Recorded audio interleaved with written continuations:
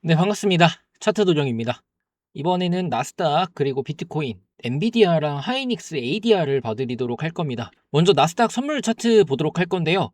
제가 어제 브리핑 드렸던 구간이 이 하락 추세선이죠. 이 구간에서 반등 나올 수 있다라고 말씀을 드렸습니다. 어제자 영상에서 추세선 말씀드리면서 28,900포인트의 지지를 말씀드렸고요. 반등 나온 자리를 보시면 28,930포인트가 되겠습니다. 이게 계속해서 계단식으로 하락한다고 두려워할 게 아니라 정확한 지지 구간과 저항 구간을 잡아두고서 이렇게 시나리오를 만들어 보는 게 중요해요. 지금 형태로 보아서는 쐐기형 패턴을 만들고 있는 것으로 보여지고요. 이 추세선 자리에서 반등이 나왔기 때문에, 그리고 오늘 9시에 길게 꼬리 달린 구간을 이파동이라고 하게 되면 하나의 웨지 형태가 끝나고 상승이 나온다고 볼 수가 있겠죠. 현재 구간 보게 되시면 상단에 위치한 추세선을 돌파하면서 현재 위치한 구간은 29,192포인트입니다. 29,200포인트가 지지 구간이다 라고 말씀을 드렸죠. 실제로 한 번, 두 번, 세 번씩이나 지지받는 모습을 보여줬습니다. 현재 내려와 있기 때문에 이 구간은 뭐가 될까요? 저항이 되겠죠. 29,200포인트를 상회할 수 있는지 확인해 주시면 될 것 같습니다. 그리고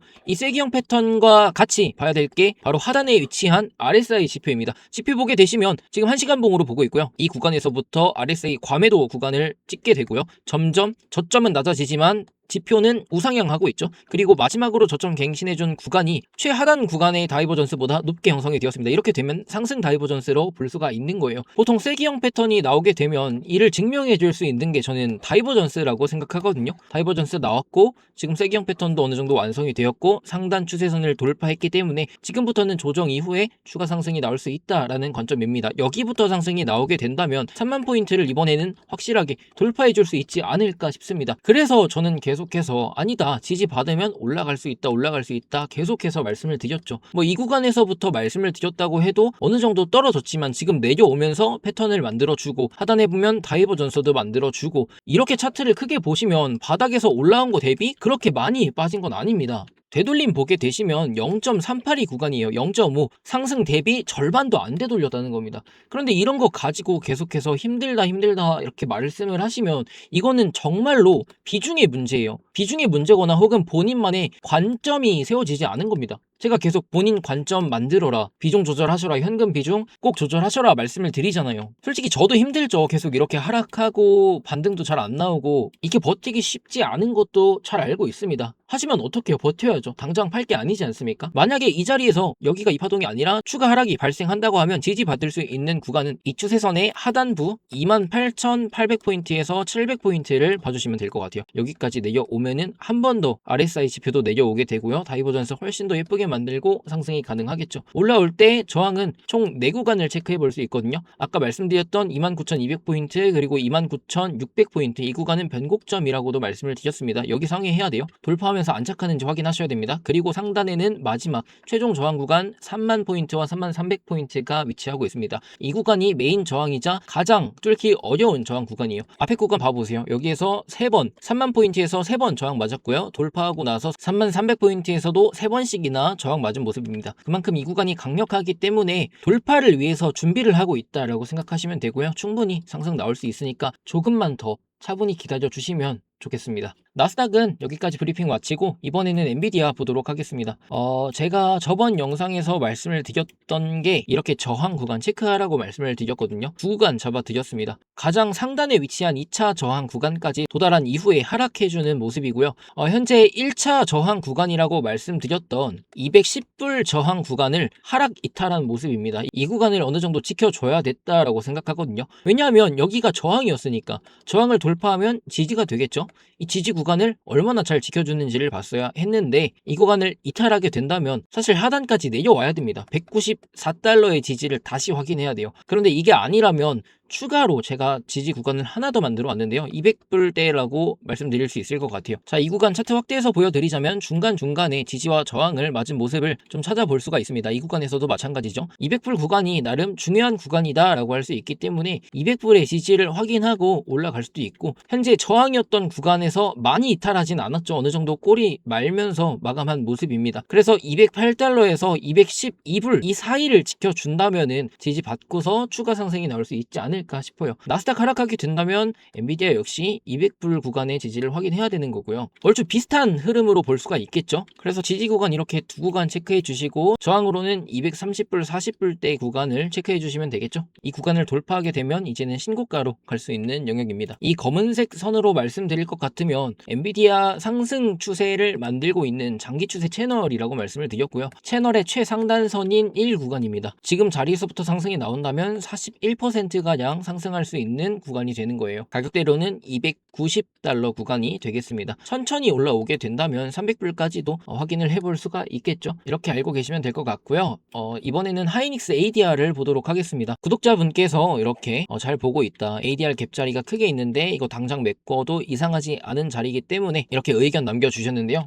이 의견 참고해서 하이닉스 보도록 하겠습니다. 먼저 일봉을 체크해 보도록 하겠습니다. 일봉 보시면 갭 구간을 여기를 말씀하시는 것 같아요. 240에서 250불 구간입니다. 이 하단에 위치한 갭 자리도 중요하지만 다시 1시간봉으로 가볼게요. 지금 전체적인 구조를 봤을 때 하이닉스가 상장한 지 얼마 안 되지 않았습니까? 그래서 저항으로 말씀드릴 수 있는 구간은 이렇게 상단 두 구간이 있어요. 우선 상장 이후에 나왔던 고가 자리부터 200불 구간까지를 2차 저항으로 잡았고요. 1차 저항은 176달러에서 180달러 자리가 되겠습니다. 이 구간 보시면 한 번, 두 번, 세 번, 네 번 저항 맞은 자리입니다. 그래서 이 구간의 돌파 여부를 잘 확인하셔야 될 것 같고요. 현재 위치한 구간을 보게 되시면 채널을 만들면서 하락하고 있다라고 볼 수 있는데요. 이 채널과 같이 봐야 되는 부분이 이 파란색 박스 구간입니다. 파란색 박스 구간은 150달러에서 154달러 구간이에요. 이 구간 보시면 지지 한번 받았고요. 두 번, 세 번, 그리고 저항으로도 한 번, 두 번 역할을 해줬습니다. 그래서 이 구간을 잘 봐야 될 것 같은데 이 구간이 또 채널의 하단부 그리고 0.5 구간이랑 겹치는 자리였습니다. 채널 하단부랑 겹치는 자리 이 구간에서도 지지를 받은 모습이고요. 반등 이후에 상단 터치 이후 다시 내려왔죠. 채널의 0.5 구간 그리고 0.25 구간과 또 겹치는 자리입니다. 이렇게 겹치는 자리들이 반복되다 보면 여기에서 지지받고 상승하는 관점을 보는 게 조금 더 합리적이다라고 볼 수 있는데요. 아래 위치한 갭 자리를 메우는 것도 물론 중요하지만 지금 위치에서 어느 구간을 지키고 있는지를 잘 봐주셔야 됩니다. 지금 공통적으로 겹치는 구간,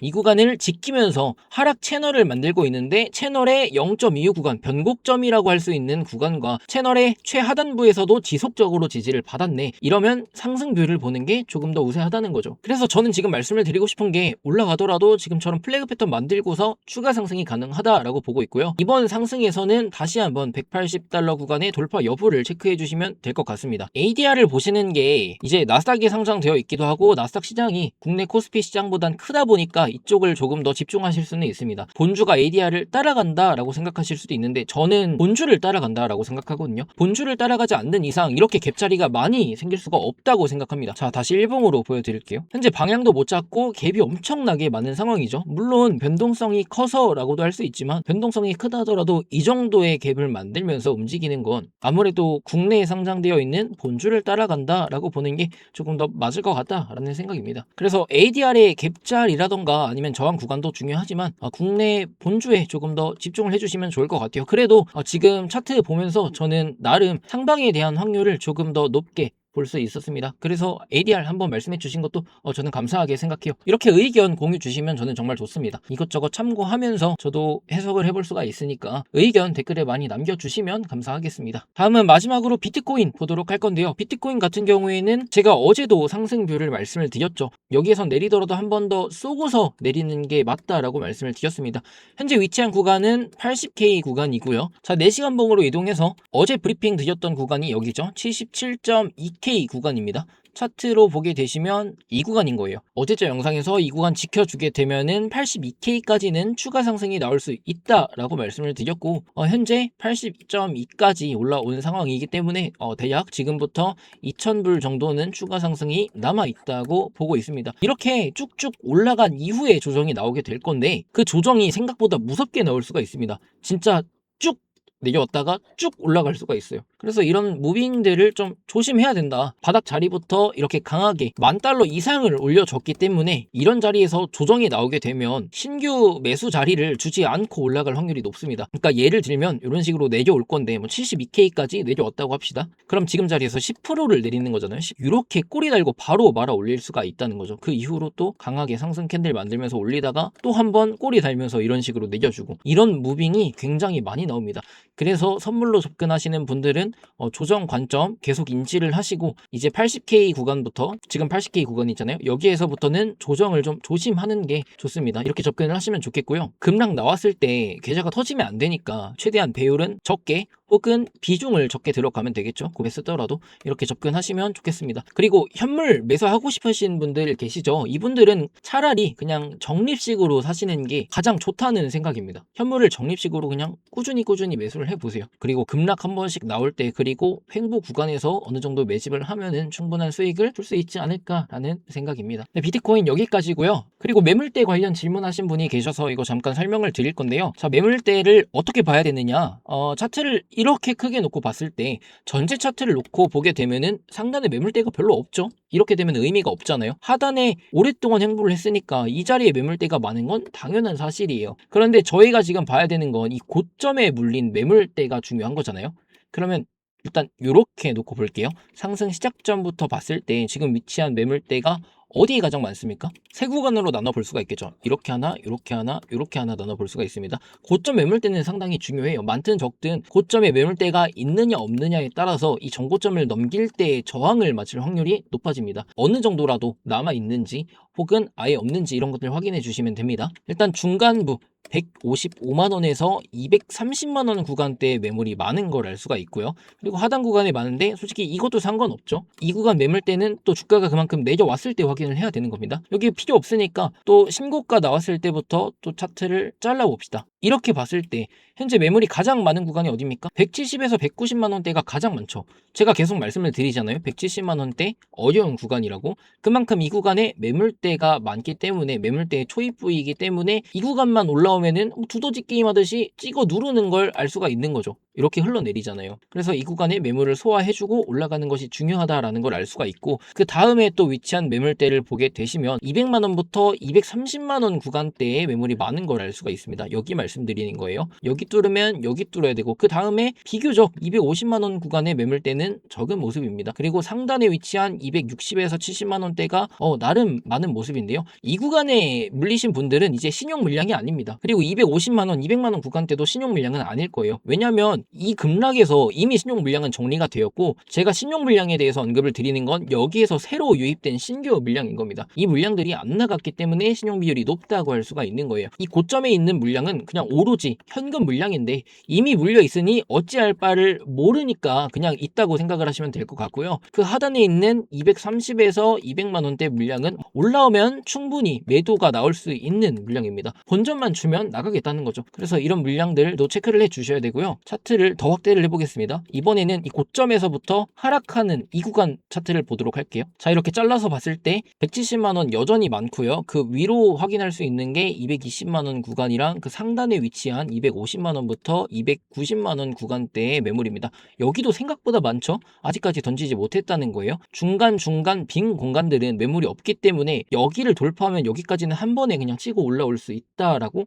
해석을 해볼 수가 있는 거예요. 또 일봉으로 보면 이런 식으로 보이는데 이게 분봉으로 보면 또 다른 느낌이거든요. 자, 이런 식으로 또 잘라서 보면 210만원 구간대의 매물이 유난히 많죠. 이게 프레임이 작게 점점 작은 프레임으로 들어갈수록 매물대가 조금 더 세밀하다라고 생각하시면 될 것 같습니다. 그래서 매물대를 어떻게 봐야 되느냐라고 여쭤보신다면 상승 혹은 하락 기간을 내가 어디를 타겟해야 되는지를 보시면서 매물대 차트도 주봉, 일봉, 분봉, 60분봉까지 한번 체크해 주시면 도움이 많이 되실 거예요. 차트 보는데 매물대는 이게 어떻게 보면은 심리적 저항이라고도 할 수 있거든요. 그만큼 물려있는 구간이 많다라고 볼 수가 있는 거니까 이평 저항 플러스 이제 저항선, 여기에 매물대까지 전부 다 겹치는 자리라고 하면은 그만큼 뚫기가 어렵다고 할 수가 있는 겁니다. 이평 저항 겹치고요, 매물대 저항 겹치고요, 이렇게 작도했을 때 저항선까지 겹치는 자리가 170만원 구간이죠. 170만원에서 한 178만원 정도 정도가 될 겁니다. 이 구간이 그만큼 어렵다는 거예요. 그러니까 여기를 뚫을 때까지는 하이닉스한테도 조금 시간을 주는 게 좋을 것 같다라는 생각입니다. 이번 영상은 여기까지고요. 저는 오후에 장 마감 시황으로 찾아뵙도록 하겠습니다. 네, 시청해주셔서 감사합니다.